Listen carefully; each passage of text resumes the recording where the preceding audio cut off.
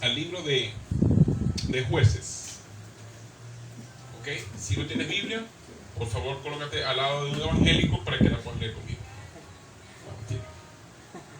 Capítulo 2, versículo 7 de Jueces. Si nada me la puede proyectar allí, para que los que no tengan Biblia o enciendan su Biblia, por favor. Capítulo 2 de Jueces. El versículo 7 dice, voy leyendo mientras nadie lo coloca. Y el pueblo había servido a Jehová todo el tiempo de Josué y todo el tiempo de los ancianos que sobrevivieron a Josué, los cuales habían visto todas las grandes obras de Jehová que él había hecho por Israel. Pero, vamos a dejarlo hasta ahí, pero, me gustan los peros en la Biblia porque los peros te dan respuestas. ¿Ok? Si cuando tú estás hablando, tú estás diciendo una frase y dices, pero, ¿qué significa? Que viene un cambio, ¿verdad? Yo era gordo, pero ahora soy flaco. Bueno, en caso mío al revés, ¿no? Yo era flaco ahora. Pero, ¿ok? Pero, dice, y el pueblo había servido a Jehová todo el tiempo. Miren, en todo el tiempo de la historia de la iglesia, incluso, bájame un poquito de volumen ahí, tú sabes que no me gusta mucho en todo el tiempo de la era de la iglesia, incluso desde antes de la era de la iglesia. ¿Saben cuándo fue la era antes de la era de la iglesia? ¿Alguien sabe aquí cuándo fue antes de la era de la iglesia? Antes del nacimiento de Cristo. Antes de Cristo, ¿no? Antes de Cristo. Dios seleccionó a un grupo de hombres y mujeres para que representaran a Dios, para que fueran la voz de Dios en la tierra, para que fueran su imagen en la tierra. Esa imagen que se había perdido en el Edén, producto de Adán y Eva, cuando pecaron en el paraíso, Dios levantó hombres y mujeres de todas las generaciones, de todas las edades y en todos los tiempos, para que fueran personas que representaran a Dios, que fueran la imagen de Dios en la tierra, para que fueran ese tipo de personas de ejemplo, ¿sí? De prototipo, de ejemplo, de modelo, para que todos puedan creer y todos puedan ver las maravillas de Dios. Y por eso Dios levantó a Abraham, a Isaac, a Jacob, a todos los que están allí en el libro, en la Biblia, para que la gente pudiera ver y pudiera ser testigo de lo que Dios quería para el pueblo. Y uno de esos hombres que Dios levantó en un tiempo determinado fue Josué, que era siervo de Moisés. Moisés fue aquel que fue a la montaña, ¿verdad? Al monte, y trajo las tablas de la ley, ¿se acuerdan? Josué era su servidor, era su discípulo, pues. Moisés muere y queda Josué al mando, al liderazgo del pueblo, un líder espiritual, ¿ok? Pero también en este tiempo de la iglesia, es decir, desde que Jesucristo dejó a su iglesia, también levantó a hombres y a mujeres con la finalidad, con el propósito de que la gente pueda conocer a Dios. Y ese es el propósito de Dios. El propósito de Dios es darse a conocer, es que la gente lo conozca. Y para que Dios lo conozca, como Él no puede venir en persona a decir, mira, yo soy Dios, Él envía hombres, envió mujeres también incluso, antes y después de Cristo, para que fueran esos voceros, esos mensajeros, y pudieran decirle al pueblo, decirle a la gente, mira, hay un Dios, ¿okay? Hay un Dios, en el caso de la iglesia, Jesús vino a la tierra, nosotros lo vimos sus obras, vimos sus hechos, vimos sus milagros, estuvimos con Él, caminamos con Él, comimos con Él, disfrutamos con Él. Así que lo que hemos visto, de lo que hemos oído, hoy les testificamos y les hablamos. Así que Dios, en todos los tiempos, ha levantado personas para que pudieran, con su forma de vida, ¿okay?, agradando a Dios, poder ser un ejemplo para el mundo. ¿Ya dice el vivo? Okay. Y esto sigue pasando actualmente. Dios sigue levantando a hombres y a mujeres como los que estamos aquí, ¿sí o no? Para ser esos voceros, esos mensajeros de las buenas noticias de salvación. ¿Cuántos son mensajeros de la noticia de salvación? Dígame, amén. Entonces somos personas que hemos sido llamados para ser una generación diferente, ¿ok? Para marcar la diferencia. Y uno de esos hombres que habla la Biblia es precisamente Josué. Ustedes recuerdan que Josué en el capítulo 24 dice al finalizar: porque yo y mi casa serviremos al Señor, y ustedes elijan a quién servir. ¿Ok? Yo y mi casa serviremos al Señor. ¿Okay? Ya él estableció quién iba a ser su Señor y a qué se iba a dedicar el resto de su vida: al servicio del Señor. Y ustedes decidan qué van a hacer, ustedes elijan. Pero imagínense que las personas a quien él estaba diciendo ustedes elijan a quién van a servir, fueron esas personas que lo que vamos a leer, de todas esas personas, de toda esa generación, que fueron testigos, que fueron los que vieron cómo con la batuta de Josué sacaron al pueblo de la esclavitud y lo llevaron a la tierra prometida. Quiero que vayan conmigo ahí al libro de Jueces, el capítulo 2, el versículo 7.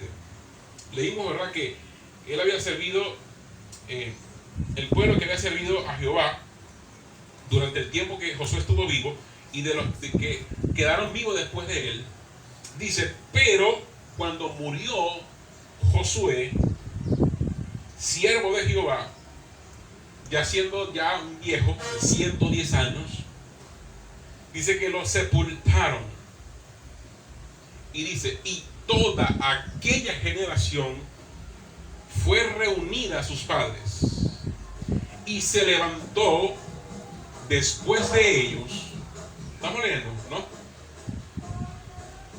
Y se levantó después de ellos otra generación que no conocía a Dios ni la obra que él había hecho por Israel. ¿Qué es lo que está diciendo el relato?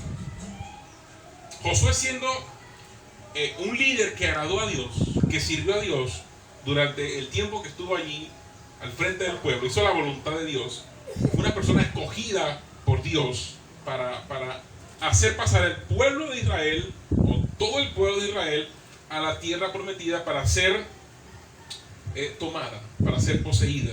Esta tierra le pertenecía. Sin embargo, dice que este líder muere, ¿ok? Se va con el Señor. ¿Y qué pasa luego? Todos aquellos que habían visto las grandes maravillas de Dios, las grandes obras que Dios había hecho con ellos, todos los milagros que Dios había hecho con ellos, ¿ok? Toda esa gente, dice, no se acordó ya más de su Dios. Se le olvidó. Esa generación ya no conocía a Dios. ¿Ok? Repito, muere Josué. Muere la generación que había vivido con Josué, que experimentaron lo que Josué realizó. Y luego viene la generación que no conocía a Dios. ¿Cuántos años pudo haber pasado entre esa generación de Josué y la nueva generación? Si Josué murió alrededor de 110 años, ¿ok? 110 años, murió esa generación. Una persona que empieza como dice, a comprender el mundo, lo bueno y lo malo, a partir de los 10, no sé si los psicólogos tienen una edad, 9, 10, 12 años aproximadamente, que ya la persona sabe. ¿Okay? ¿Ah? Otros hablan de 5, 6 años. ¿Okay?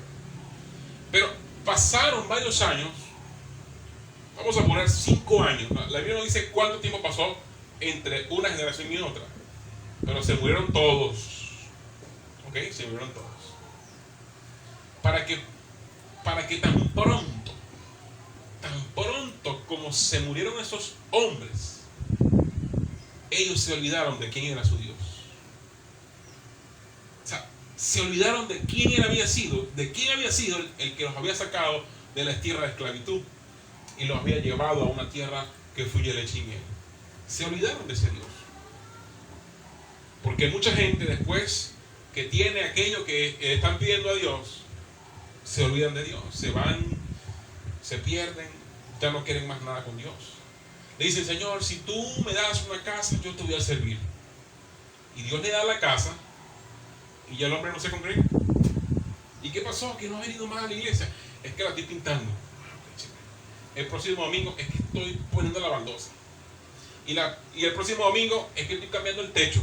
Y el próximo domingo es que se me tapó la cañería. Y el próximo domingo es que estoy barriendo. O sea, la casa que él le pidió a Dios, por poner un ejemplo, después que Dios se la da, se convierte en su Dios. Y ya Dios, que fue el que se la dio, pasa a un segundo plano. No quiero decir con esto que venir a un lugar, a una iglesia, a una reunión, sea lo más importante. Pero digo, si no puedes apartar 2 horas de tu semana para estar aquí reunido, el resto de los días, hay muchos cristianos, eso sí, hay muchos cristianos que son nada más de domingueros, ¿saben? Domingueros. Vienen al culto el domingo para marcar tarjeta, para que le vean el rostro, y dicen: no, ya yo cumplí con lo mío, cuando falta un cuarto para las 12, voy agarrando millas porque ya tengo otras ocupaciones, y el resto de la semana no sabemos más nada del hermanito, de la hermanita, ¿ok? Ni un mensajito, nada. Y entonces vuelve a su vida normal, ¿ok? El domingo se arrepiente y el lunes se vuelve a descargar. El domingo se arrepiente y el lunes se vuelve otra vez a descargar. ¿Okay? O sea, algo así sucedió con esta generación. Más adelante quiero ponerles ese texto en el libro de Josué, porque hay una tendencia en este libro de que estas personas hacían lo malo, se arrepentían, le pedían a Dios misericordia, que los perdonara, y luego ¿qué pasaba? ¿Qué creen ustedes que hacían otra vez? Volvían a hacer lo malo. Eso lo vemos en el libro en el capítulo 11, dice: después los hijos de Israel hicieron lo malo en ojos de Jehová. Cuando no estaba el líder vivo, la generación no conoció más a Dios. Es decir, después que Josué muere, ya no hubo más que enseñara y les dijera al pueblo, ¿ok?, la ley, los mandamientos del Señor. No hubo alguien que se levantara a decir: recuerden lo que Dios dijo por medio de Josué, recuerden lo que Dios hizo por medio de Josué, y busquen a Dios y teman al Señor. Esa gente se murió toditos y nadie empezó a hablar de Dios. ¿Y qué pasa cuando la gente ya no quiere saber de Dios? O mejor dicho, ¿qué sucede cuando hay ausencia de Dios? La gente hace lo malo. Y la gente pregunta: pero entonces, ¿es que Dios inventó el mal? No. El mal es la consecuencia de no tener a Dios. Hacer lo malo es la consecuencia de no conocer a Dios.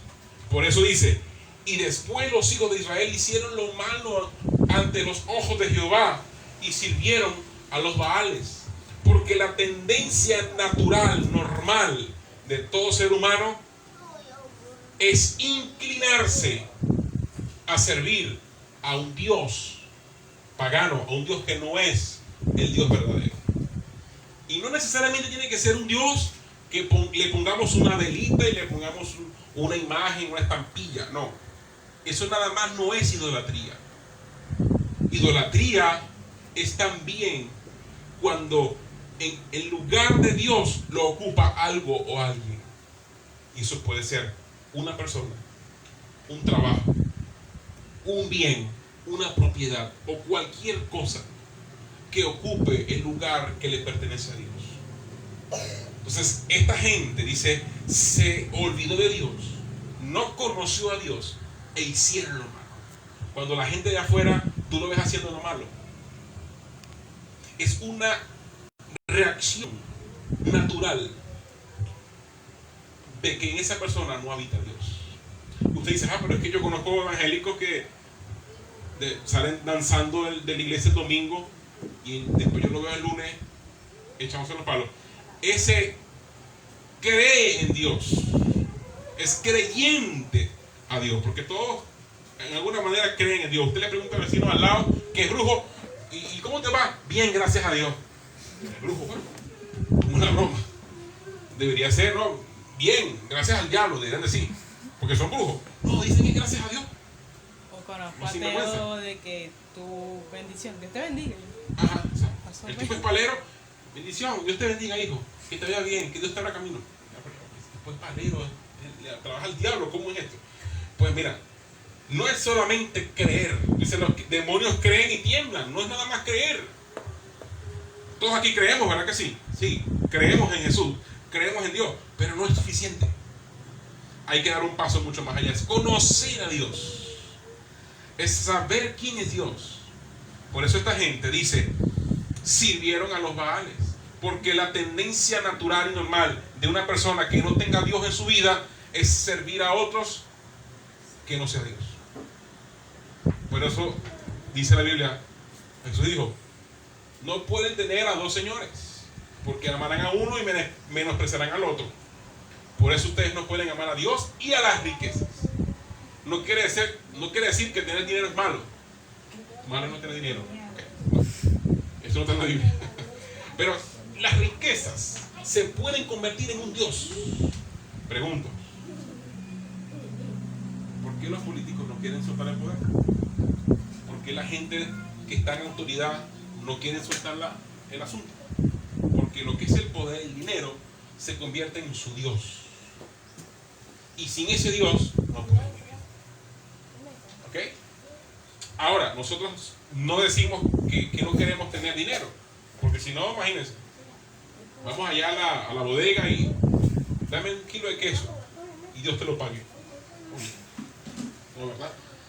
Pero tampoco podemos decir, wow, yo me tengo que matar 24 por 24 por 48 pues redoblo turno y todo porque yo lo que necesito es más dinero. Y cuando tengas 40, 50 años, toda la plata que hiciste no te va a alcanzar para acomodarte la columna, para acomodarte la espalda, acomodarte las hernias y todo el cuerpo esbaltado que tienes. Entonces hay que tener un equilibrio. Pero en este caso, fíjense, dice, dejaron a Jehová, el Dios de sus padres, que los había sacado de la tierra de Egipto. O sea, el Dios, no estamos hablando aquí de cualquier cosa. Eras esclavo. ¿Alguien aquí ha vivido como esclavo?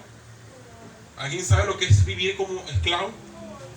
Trabajarle a alguien solamente por sustento, algo de comida y un lugar donde dormir. Eso es todo.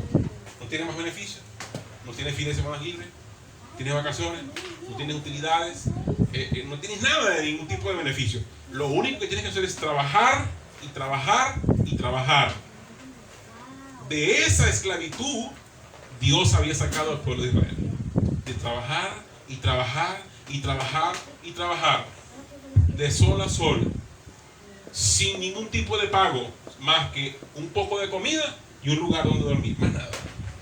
Pregunto, ¿eso es vida?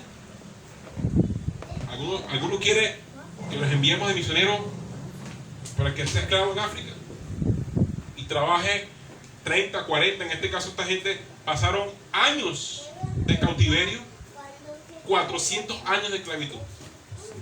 Imagínense cuántas generaciones no pasaron que en lugar de ver una casa, como muchos de ustedes cuando se despiertan, estoy en mi casa, qué bueno, ¿verdad? Ellos no, cuando se despertaban en la conciencia, se daban cuenta que eran esclavos y no tienen un hogar donde vivir más que trabajar y trabajar. De esa esclavitud Dios los sacó. Y mira lo que hicieron.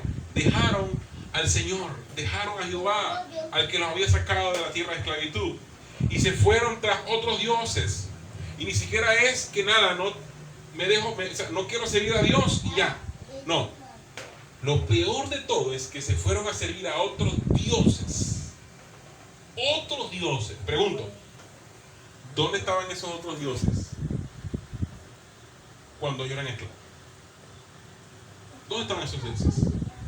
¿Los ayudaron alguna vez? ¿Fueron a donde estaban ellos para animarlos y ayudarlos, decirles van a salir de esta? ¿Dónde estaban esos dioses? En ninguna parte. De manera que no solamente fue que dejaron a Dios, sino que colocaron a esos otros dioses que no hicieron nada por ellos, y a ellos sirvieron. A ellos sí sirvieron. Y no solamente a esos dioses, sino que los dioses de los pueblos que estaban a sus alrededores. Bueno, estos son más pasados.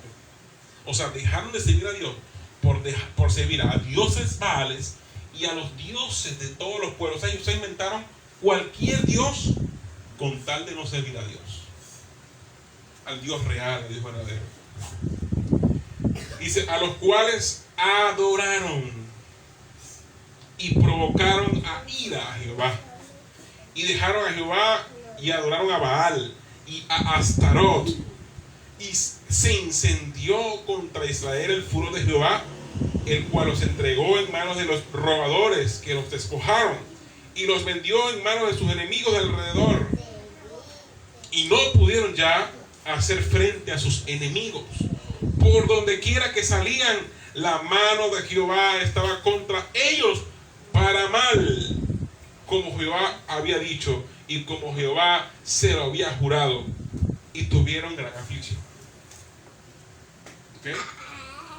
Es una historia bastante triste, ¿verdad? Cómo esta gente, después de haber conocido a Dios, después de haber servido al Señor, se fueron tras dioses paganos y los dioses de los otros pueblos, y vino la mano de Dios contra ellos.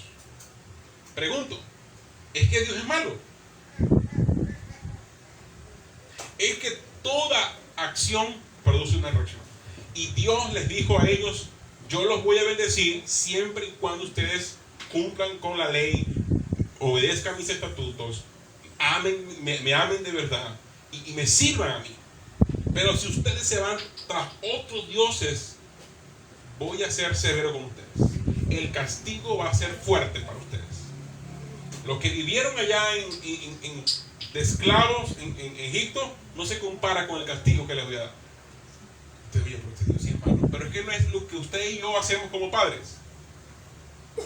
Cuando sus hijos o nuestros hijos desobedecen una orden, una instrucción, usted no los castiga, usted no los amonesta, usted no los reprende.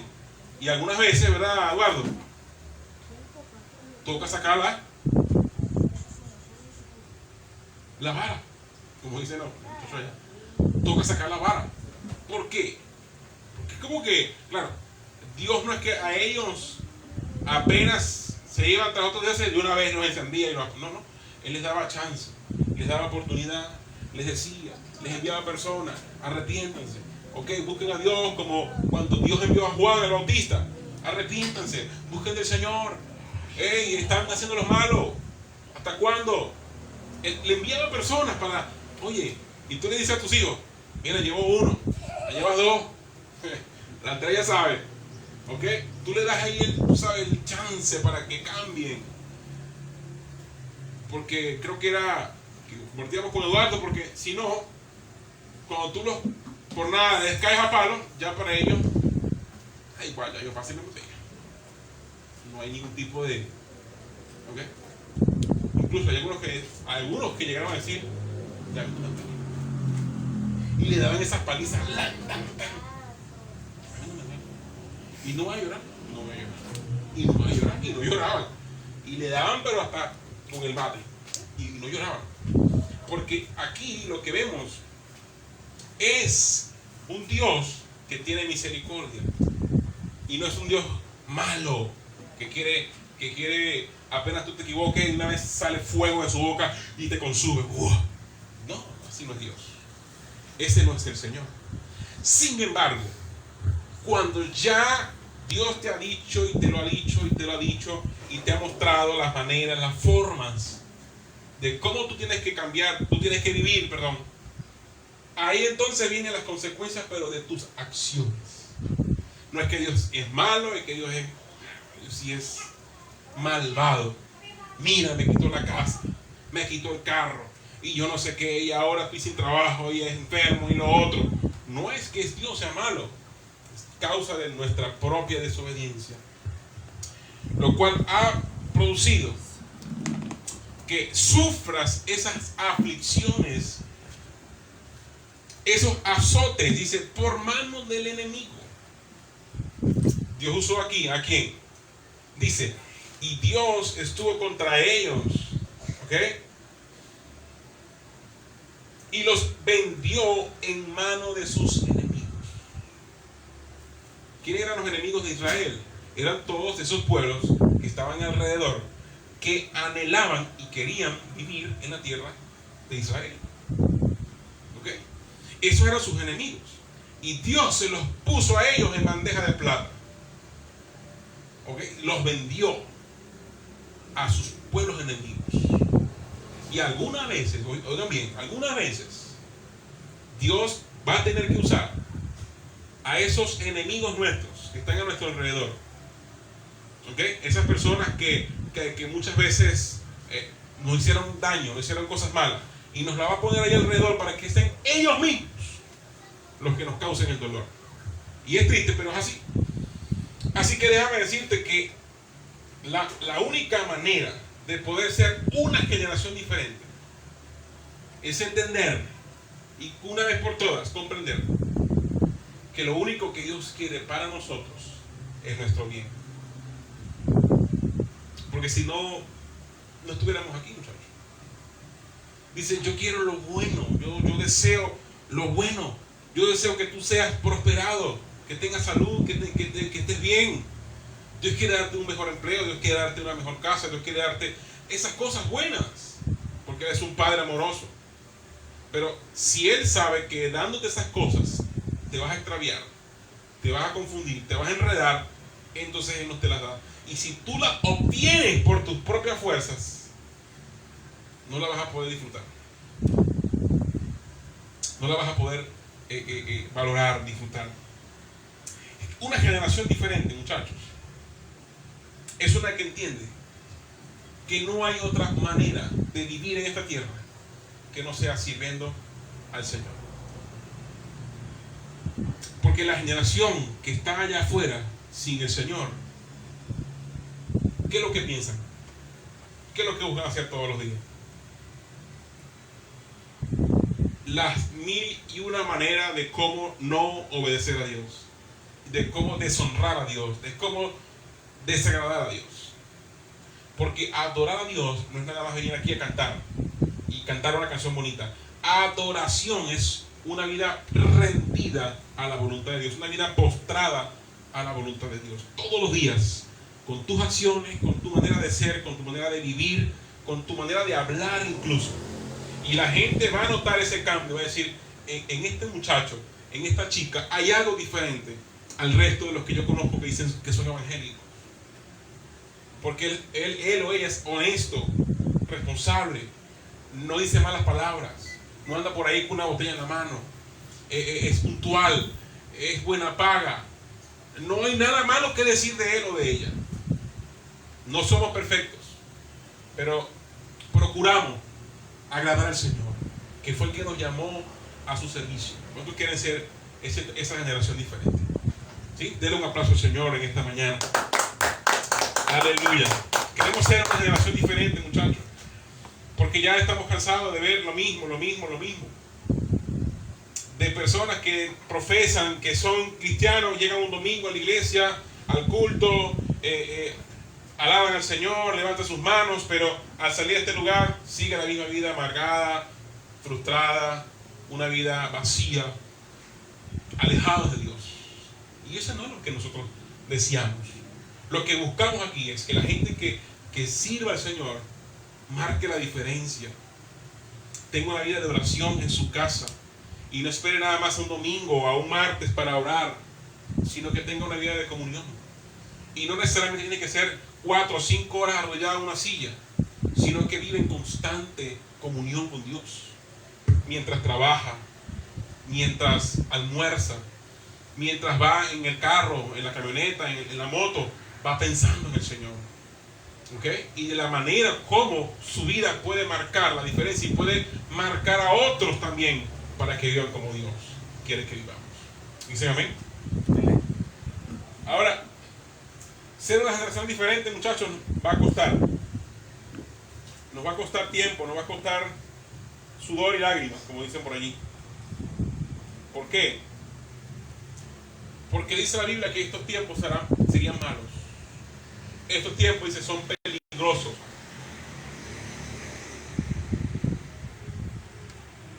Y si esta generación de Josué fue una generación perversa que hizo lo malo delante de los ojos de Dios, esta generación que nos va a preceder y que se está levantando será 10 veces peor que aquella generación. Porque ya lo que antes era algo escandaloso, hoy es normal. Es normal que una persona se drogue, es normal que haya matrimonios o relaciones entre el mismo sexo. Eso no es normal, ya eso no es un tabú, no es un problema. Y así de normal, que es lo que esta gente quiere, este sistema diabólico quiere establecer, que eso sea algo normal, pues nos va a costar mucho más a nosotros y a la generación que nos precede, a los niños que están, a nuestros hijos, les va a costar mucho más mantenerse firme en su fe, en quien ha creído, en su identidad. Porque ya en su escuela van a tener un profesor declarado gay o una profesora declarada gay, ¿ok? El director, el jefe, el entrenador, o sea, ya eso lo vas a ver tú en cualquier lugar. Ya lo vemos en la televisión, en el cine, en las películas, en la novela, en las comiquitas, en todos lados. Esta gente ya se está metiendo en todos lados, muchachos. No, ustedes menos se imaginen. Y este sistema perverso, maligno, corrompido, se quiere ver como algo normal. Y ahí va a ser difícil. O va a ser, no va a ser difícil, siempre ha sido difícil. Va a ser, digamos, más laborioso. Nos va a costar más trabajo poder marcar la diferencia. Porque la gente de afuera te va a decir, oh, tú estás desactualizado, tú te quedaste atrás. Tú eres anticuado, tú eres esto, no sé qué, obsoleto, y te van a decir cualquier cantidad de frases. Porque tú quieres marcar la diferencia. Porque quieres ser diferente a los demás. Yo te pregunto en esta mañana, ¿tú quieres ser diferente a los demás o quieres ser igual que el mundo? ¿Quieres ser igual que el resto, como la gente vive en su mundo loco, en su vida loca, sin freno, ¿verdad? Desenfrenada, sin límites? Y cuando vemos el final de esta historia, este pueblo cayó en un círculo vicioso de levantarse, arrepentirse, pedir perdón, misericordia, y después volvían a hacer lo malo. 7 veces se lee en la Biblia este ciclo. Y una de las cosas que Dios les dijo a ellos como consecuencia es, en Números 32:11, no verán, escuchen bien, no verán los varones que subieron de Egipto de 20 años para arriba a la tierra que prometí con juramento a Abraham, a Isaac y a Jacob, por cuanto no fueron perfectos en pos de mí, excepto Caleb, hijo de Jefón, y Josué, hijo de Nun, que fueron perfectos en pos de Jehová. Pregunto, ¿será que los varones de 20 años para arriba no pertenecían al pueblo? Eran parte del pueblo. Pero ¿por qué Dios los rechazó? Simple y llanamente porque estos no habían ido en pos de Dios. Desde 20 años para arriba ya no quieren saber nada de Dios. Pregunto, ¿se parece un poco a lo nuestro? ¿A lo actual? Ya hoy no es de 20 años para arriba, es de menos. De menos, de 8, de 10 años, no quieren nada con Dios. Bueno, aquí pusieron en una edad, tú sabes, más o menos ahí como que el chamo quiere, tú sabes, rumba y bromas, qué tal, disfrutar la vida, el que hoy, tú sabes. Bueno, de 20 años para arriba no van a entrar. no van a entrar. Excepto Josué y Caleb, porque estos fueron perfectos en pos de mí. No quiere decir que eran perfectos en sí mismos, sino, dice, perfectos en pos de mí. O sea, querían ser perfectos para Dios. Buscaban todos los días parecerse a Dios y agradar al Señor. Eso fue lo que marcó la diferencia. Porque igual a ellos, tanto a Josué como a Caleb, tuvieron las mismas tentaciones, vivieron en el mismo ambiente, en el mismo círculo, con la misma situación política, geográfica y todo lo demás. Pero la diferencia estaba en el corazón de ellos. Nosotros vivimos en un mundo perdido. Y en otras, usted va a otras ciudades, a otros países y es peor la cosa. ¿Okay? Aquí estamos un poquito todavía frenaditos.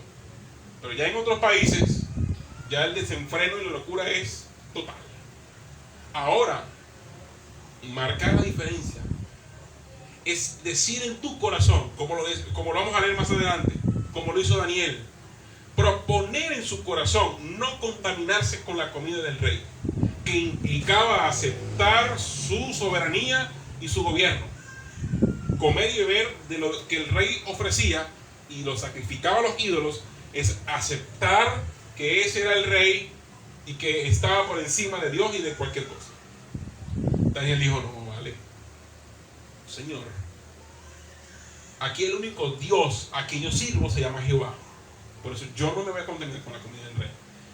Y vieron allí, tú sabes, varias personas que estaban en contra de eso y le dijeron al rey, mira, tú sabes que ya hay unos chamos que no quieren comer, no quieren tampoco doblar su rodilla a la estatua que tú mandas a fabricar. ¿Qué hacemos con ellos? Yo fui claro. Eso fue una orden que yo di. Todo aquel que no se postre ante la imagen me lo lanzan al horno de fuego, que se queme ya. Estos muchachos fueron valientes y atrevidos de decir, bueno, que nos metan en el horno de fuego. Igual, si nos morimos, vamos con el Señor. ¿Qué tengo que perder? Por eso no le vamos la cara a ustedes, de hecho. Ya me llegan aquí ya. Bueno, no hicieron caso, no se sujetaron al rey, no comieron su comida y lo enviaron al horno de fuego. Y le dijo al hombre al que estaba administrando la llama, y le dijo, métale más candela a eso, métale más leña y métale más fuego, que yo quiero que queden pero pulverizados en un segundo. Y así hicieron, le metieron más candela y más leña, y eso ardía 1000 veces más. Y entraron allí y no les pasó nada, ni un cabello de su cabeza se quemó. Y el hombre se mandó a decir, mira, pero dile a esta gente que ya eso está enchicharrado, ya sáquenlo, hacen eso para el mar, no sé, por donde sea. Y cuando fueron a ver, oh, Señor, pero es que ahí hay 4 y eran 3 que nosotros metimos. ¿Y quién es ese cuarto? El ángel de Jehová que los estaba guardando del horno. Igual cuando Daniel fue lanzado al foso de los leones, por también seguir la voluntad de Dios, dice que los leones lo que estaban era acariciándole el rostro a Daniel. Él estaba ahí jugando con las uñas del león y con los dientes. Imagínate tú el riesgo que tiene. Pero sabes una cosa, eso significa que nosotros, Dios no nos está enviando al mundo desprotegidos. Él envía a sus ángeles, Él envía a su Espíritu Santo para que nos ayude a enfrentar todos los desafíos que hay afuera y poder ser diferentes. ¿Cuánto le pueden dar un aplauso al Señor? Ser diferente. Sí se puede, porque Él está de nuestro lado. Él está contigo. Cuando vas al baño, cuando vas al liceo, cuando vas a la universidad, cuando vas a la calle, Él está contigo para cuidarte. Porque sabe que en tu corazón, dice, Él propuso en su corazón no contaminarse con la comida del rey. Así que no te contamines con lo que el mundo te ofrece. Su comida y su bebida es sacrificada a los ídolos. Es una comida que no te va a alimentar, no te va a hacer bien. Por lo contrario, te va a perjudicar, te va a dañar. Por lo tanto, yo digo, si yo sé que esto me hace daño, si usted sabe que algo le hace daño, ¿usted va y se lo come? tengo unas ganas que me dé un dolor aquí en el riñón que me voy a lanzar un kilo de queso, ¿no? Si usted le dice, mire, cuídese del queso porque el riñón le está dando, tú sabes, señales. Oye, usted ve el queso así como que, oye, yo te quiero, pero no. Como dice el hermano, te lo agradezco, pero no. ¿Ok?